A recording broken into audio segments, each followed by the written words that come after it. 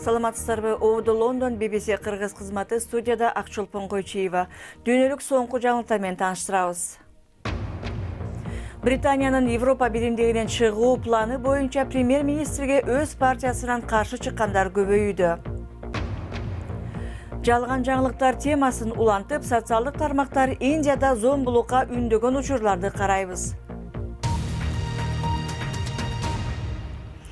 Британиянын премьер-министри өлкөнүн Европа биримдигинен чыгуу планына байланыштуу өз партиясынан катуу каршылыкка туш келүүдө.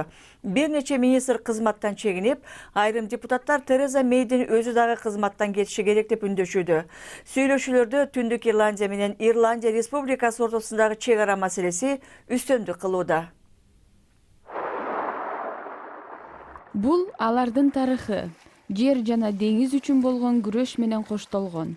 Бүгүнкү күнү Brexit анын чек арасын кайрадан аныктоодо. Бул жердеги тургундар саясий бороондун чордонунда калгандай. Мурунку учурга кайтып барышты каалабайм. Эмне болсо ошол болсун. Жогорку жактагылардын чечимин өзгөртө албайбыз деп ойлойм. Британиядан күнүгө Ирландия деңизи аркылуу жүк ташуучу унаалар жана соодагерлер Түндүк Ирландиядагы Ларн портуна келет. Түндүгү жана түштүгү кошулуп, бүтүндөй арал Европа биримдигинин эрежелерине баш ийгендиктен жаныбарлар текшерилет. Бирок Британия Евро биримдиктен чыккандан кийин Британиядан Түндүк Ирландияга келчү айрым товарларга жаңы текшерүүлөр кириши жана Түндүк Ирландия жалгыз Европа биримдигинин айрым эрежелерине байланып калышы ыктымал. Демократиялык Юнионист партиясы бул Британиянын бүтүндүгүн бузат деп ишенет. Учурда Түндүк Ирландиядагы юнионисттер үчүн өтө татаал учур болууда. Ирландиянын премьер-министри партиянын коркунучун жеңилдетүүгө аракет кылды. Алардын көпчүлүгү аярлуу болушу мүмкүн. Ошондуктан аларга улуу жума келишими сакталат деп айткым келет.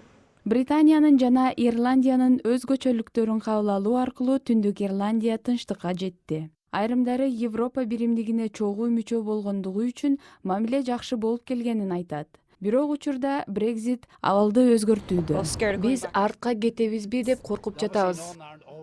Адатта Түндүк Ирландия дайыма ушундай маселелерди жаратып келет. Улуттук өзгөчөлүк жана жараянды түшүнүү татаалдыгы.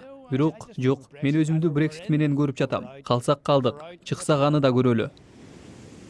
Бул жээктерде Brexit жөн гана соода жөнүндө эмес. Ал аралдагы тынчтыкты сактоо тууралуу. Бирок учурдагы атайын Brexit макамы суунун аркы жагындагы Шотландия менен Уэльсте да өзүнүн өзгөчө келишими болушу керекпи деген суроо жаратууда. BBC Кыргыз кызматынын жаңылыктарын көрүп жатасыздар. Программабызды улантабыз. Бирманын бийликтери Рохинджа качкындарын артка кайтаруу боюнча иш чараларды баштабаганы үчүн Бангладешти сынга алды.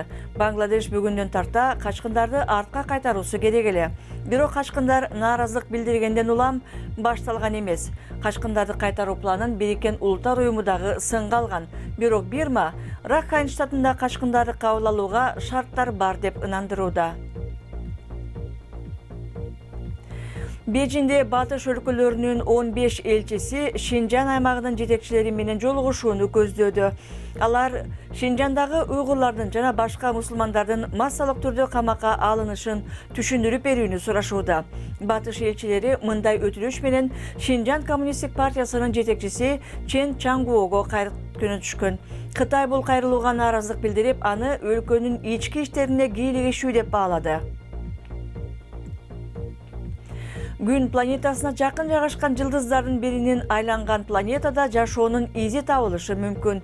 Телескоптон үрүл-бүрүлери байкалган ал планетадан окумуштуулар качкылтек менен метан табылат деп үмүт кылууда. Ал планета жер шарынын болжолу 3 эсе чоң экендиги айтылууда.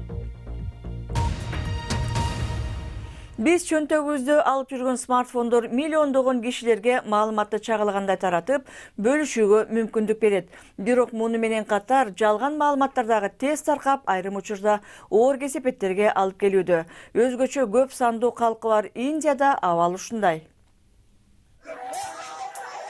Индияда коомдук тармактардагы жалган маалыматтардан улам бейжазык кишилерди ташпаранга алган учурлар көбөйдү. 2018 жылы кеминде 29 адамды ташпаранга алып өлтүрүштү. Алардын көбү жаш балдарды уурдады деген ушактардан улам өлтүрүлгөн. Индиянын алыс каймактарына интернет жана WhatsApp жетти. Алардын көбү эмнени окуса ошого ишене берет. Медиа сабаттуулук жактан аксайт. Жалган маалыматты айырмалай албайт. Өлкөнүн чыгышындагы Ассам штатында ушундай ушактан улам 2 жигит бейжазык өлтүрүлдү. Алардын бири 29 жаштагы Нилотпал Дас болчу. Ал ырчы болууга кыялданчу. 8-июнда Нилотпал жакын досу Абхижит Нат менен шаардын четине саякаттап келүүнү чечет. Алар башка аймактагы шаркыратмаларды көрөлү деп келишкен. Аларды жергиликтүүлөр Кантилангусу шаркыратмасына 3 шакырым калганда көргөн. Алфажос Тимун деген бир киши аларды көрүп, Хападоро деп кыйкыра баштаган. Жергиликтүү балдар хападоралар тууралуу көп угуп чоңоет. Бул кишилер тил албаган балдарды уурдап кетет деп айтылат. Медиа сабаттуулугу жок тургундар коомдук медиадан хападоралар тууралуу көп окуп, мындай окуялар жомок болбой эле чын эле коркунуч катары каралып калган. Бир нече секундтун ичинде 200-250 киши чогулду. Тополоң башталды. Мен жаш жигиттерге тийбегиле, полицияга өткөрүп бергиле деп кыйкырдым. Чогулган эл мени дагы сабайбыз дешти. Абал тез эле курчуп кетти. Хападора кармалды делген видео интернетте тез тарады. Видео каза тапкан Нилотпалдын жакындарына дагы тез эле жеткен. Видеолор тез тарады. Тааныштарым мага дагы салышты. Досум ыйлап, жардам деп кыйкырып жатты. Ал мен Асам аймагынан келдим. Атамдын аты Гопал Чандра Дас. Апамдын аты Радика Дас. Биз саякаттап келдик деп кыйкырып жатты. Полиция үрөй учурган окуя болгон жерге 1 сааттан кийин келди. Нилотпал менен Абхижит ооруканага жеткенде жаны жок эле. Миңдегендер жөө жүрүшкө чыгып, күнөөлүүлөр соттолсун деп талап коюшту. Учурда 40тан ашуун кишиге айып тагылды. Алардын арасында Алфажос Тимун дагы бар. Индияда ушактын айынан өлтүрүлгөндөр тууралуу жаңылыктар байма-бай башкы сапта турат. Эми спорт жаңылыктарын көрөлү. Теннис кесипкөйлөр ассоциациясынын Лондондогу таймашында кечээ Новак Джокович Александр Зверевди утуп, жарым финалга чыкты. Учурда австриялык Доминик Тием менен жапониялык Кей Нишикори ойноп жатышат. 2 жолу утулганы менен упайлар боюнча Тием эмики раундга өтө алат эгер утуп чыкса. Кечээкте швейцариялык Роджер Федерер түштүк африкалык Кевин Андерсон менен таймашат. Челси чет өлкөдөн 18 жашка чейинки оюнчуну алганы үчүн 2 жылдык трансфер тыюусуна туш келиши мүмкүн. Бул тууралуу ФИФАнын тергөөсү тууралуу медиага чыгып кеткен документтерде айтылган. ФИФАнын эрежеси боюнча балдарды куткаруу зарылдыгы болбосо 18 жашка чейинкилерди чет өлкөдөн алып келүүгө тыюу салынат.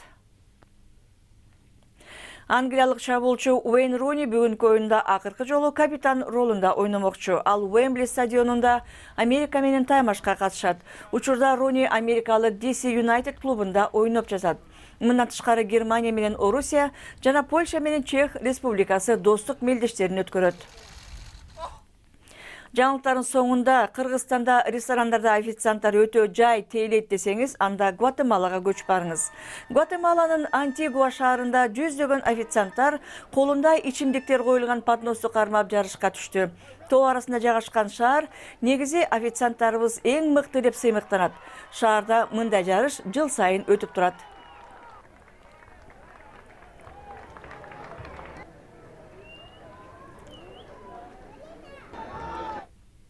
Официанттын өтө шашканы дагы опурталды болсо керек. Бул жана башка жаңылыктар биздин интернет сайтыбыздын башкы бетинде, биздин дарек BBC Kyrgyz.com сайтыбыздан жаңылыктарды окуп, радиосу дагы уга аласыздар. BBC'нин жаңылыктарын Facebook'ta, Twitter'де жана YouTube'да дагы табууга мүмкүн. Ал үчүн бизди BBC Кыргыз деген ат менен издеңиз. Биздин бул даректерге блог, макала жазып, сүрөт, тасма салып турсаңыз, биз аларды окурман көрмандарыбыз менен бөлүшөбүз. Программа суши менен жыйынтыктайбыз. Анал Парган Акшолпон Койчиева. Эфирде кайра жолукканча саламатта болуңуздар.